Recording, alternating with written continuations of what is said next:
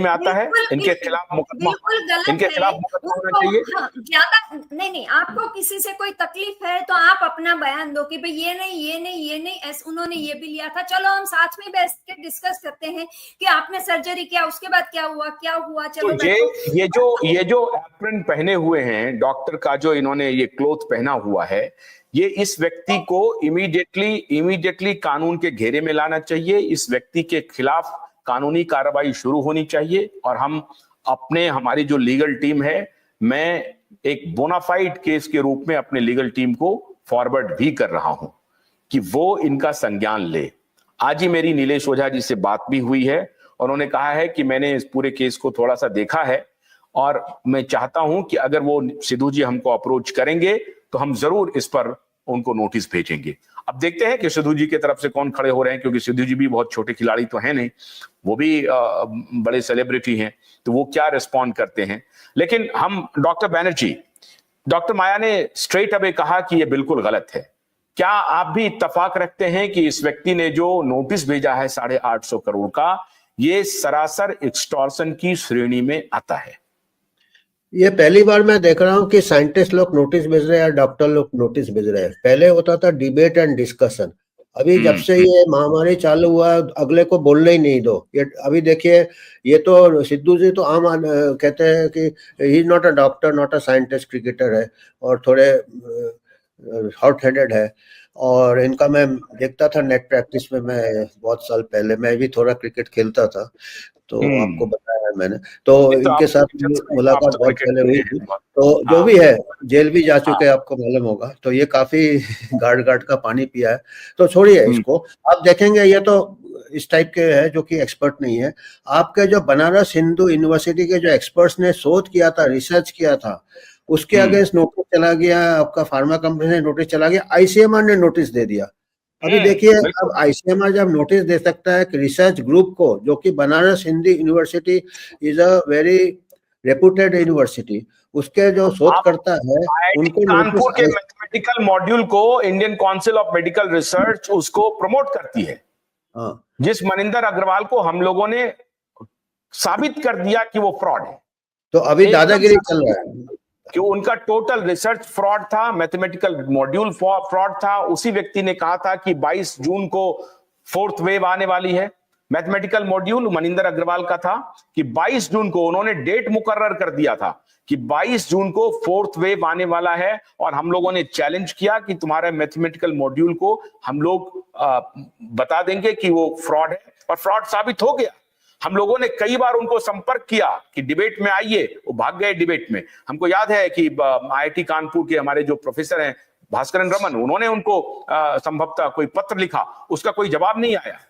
तो कहने का मतलब है कि बीएचयू के साइंटिस्ट नहीं, और आईआईटी कानपुर के साइंटिस्ट हो गए। एक चीज और मैं कहूंगा, एक चीज आप शायद मिस कर गए सब लोग। सबका जो फोकस था मिसेस सिद्धू के ऊपर ही था, उनके वाइफ के ऊपर ही था। एक चीज उन्होंने जो बोला था, उसमें ज्यादा बेचैनी मच गया होगा फूड इंडस्ट्री और फार्मा इंडस्ट्री को। उन्होंने कहा था कि ये डाइट मैंने भी चालू किया, मेरा 15 kg वेट कम हो गया और मैं यंग फील कर रहा हूँ, मैं डांस कर रहा हूँ। तो इससे क्या है कि ये तो एक केस से मतलब नहीं है उनको। अगर लाइफस्टाइल चेंज हो जाए, जहाँ की दूसरे क्रिकेटर थम्स अप प्रमोट कर रहे हैं और फैंटा प्रमोट कर रहे हैं, और क्रिकेटर हजारों करोड़ों रुपए कमा रहे हैं एडवर्टीजमेंट ऑफ फास्ट फूड, और ये अगर बोल दे कि मैं तो ये ले रहा हूं, तो ये बहुत बड़े इन्फ्लुएंसर है, यूथ इन्फ्लुएंसर है, क्रिकेट इन्फ्लुएंसर है। अगर ऐसे लोग, बाकी लोग भी यूथ ऐसे डाइट लेने लगेंगे तो उनको हाइपरटेंशन नहीं होगा, लोगों को डायबिटीज नहीं होगा, कैंसर तो छोटा चीज है। रॉजर फेडरर का वो जो उन्होंने पेप्सी के बॉटल को प्रेस कॉन्फ्रेंस में खाली हटा दिया और नॉर्मल मिनरल वाटर ले लिया, कितना शेयर उसका डाउन हुआ था। सिर्फ एक घटना से, एक बॉटल को प्रेस कॉन्फ्रेंस के दौरान पीछे रख दिया और नॉर्मल मिनरल वाटर लेना शुरू कर दिया। इसके कई पहलू है, इसका ये दिस इज एक्चुअली डाइवर्जन। और वो प्लेयर का क्या नाम था जो कोविड के दौरान कहा कि हम नहीं लेंगे, उसको जो बैन किया, क्या नाम था उसका, मैं भूल रहा हूँ। तो जो भी है, तो इनका जो है जोकोविच, हाँ, यस। इसका पहलू बहुत है, इसके बहुत पहलू है। एक वो था टेनिस प्लेयर। नहीं, इसमें आपको लगता है कि ये फूड माफिया, Involved है। है और फार्मा, ये दोनों के ऊपर इनकी बयानबाजी हो गई कि खान पान आप क्या करेंगे। उन्होंने कहा है, बहुत कैटेगोरिकल कहा है कि कार्बोहाइड्रेट, चाहे आप रोटी खाएं, चावल खाएं, जो भी हैं, आप कार्बोहाइड्रेट बड़ी मात्रा में ले रहे हैं और वो आपको अननेसेसरी बहुत सारी बीमारियां दे रहा है, ओबेसिटी ला रहा है, ये सब उन्होंने बताया है।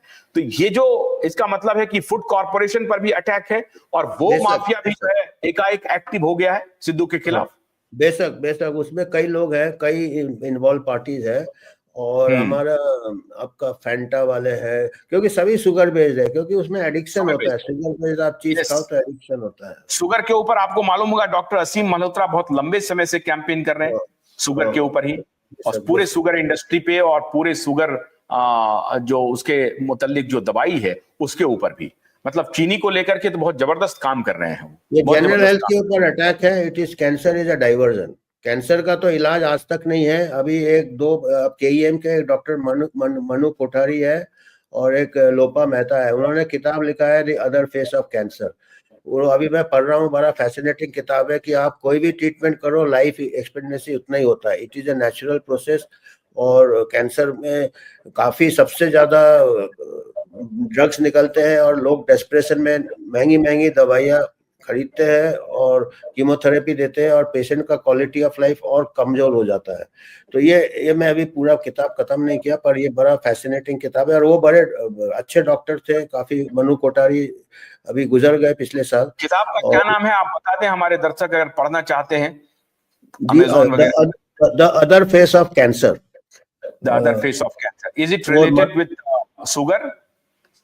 It is related with cancer. Cancer उन्होंने हार्ट डिजीज के ऊपर भी लिखा था कि भाई नेचुरल प्रोसेस से एज होंगे तो कैंसर है, उसमें कॉज ऑफ कैंसर की बात हो रही है।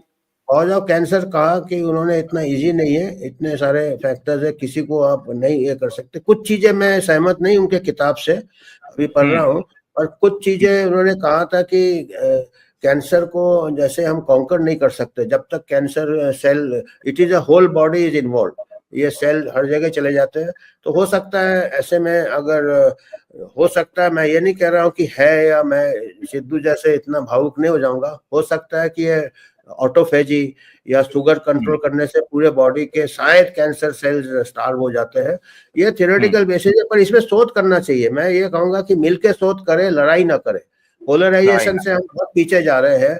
आयुर्वेदा भी पीछे जा रहा है, मॉडर्न मेडिसिन भी पीछे जा रहा है। अभी क्या है, एक दूसरे को धमकी दे रहे हैं, तो दोनों पीछे है। आयुर्वेदा को भी आगे आना है, मॉडर्न मेडिसिन को भी उनके साथ आगे कंबाइन करना है। तो बहुत बहुत शुक्रिया डॉक्टर माया और डॉक्टर अमिताभ बैनर्जी। इंपॉर्टेंट बात यह है कि सिद्धू साहब ने जो कुछ भी बयान दिया है उस पर डॉक्टर बैनर्जी और डॉक्टर माया दोनों का ओपिनियन है कि आप लड़ते क्यों हैं, आप नोटिस क्यों भेज रहे हैं। नोटिस भेजने के पीछे आपका कुछ कॉन्फ्लिक्ट ऑफ इंटरेस्ट दिखाई पड़ता है। आपको तो, अगर आप अच्छे डॉक्टर हैं तो आपको तो इस पर शोध करना चाहिए कि वाकई में कुछ ऐसा हुआ है। फिर एक पेशेंट के कथनी पर आप न जाएं, कुछ और भी स्टेटमेंट्स लें, और भी लोगों से पूछें, आप शोध शुरू करें।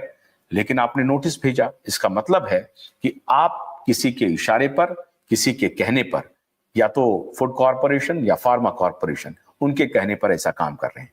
लेकिन क्यूवाइब नेटवर्क की आपके ऊपर नजर पड़ गई है। ध्यान रहे, हम लोग ये अभियान तब तक जारी रखेंगे जब तक आप सार्वजनिक रूप से माफी नहीं मांग लेंगे। और माननीय संजीव जी, आपको तो मैं आपसे संपर्क करने की कोशिश करूंगा, और आपकी अगर हैसियत है तो जरूर आप हमसे संपर्क करें और हमारे शो में आए, और फिर डॉक्टरों से बातचीत शुरू होगी। हमारे डॉक्टर आपको सवाल करेंगे, अगर आप उन सवालों का जवाब दे देंगे तो 850 करोड़ भी सिद्धू साहब चुका देंगे, और अगर आप नहीं देंगे तो 8,500 करोड़ के नोटिस का इंतजार कीजिए। क्योंकि मैंने जो अपने वकीलों से बात की, वकील साहब से बात की, उन्होंने कहा कि ये शेयर एक्सटॉर्शन है, इसके अलावा कुछ भी नहीं है, और आप एक्सटॉर्शन की श्रेणी में आएंगे और एक्सटॉर्शन को लेकर के आपके खिलाफ नोटिस जारी होगा।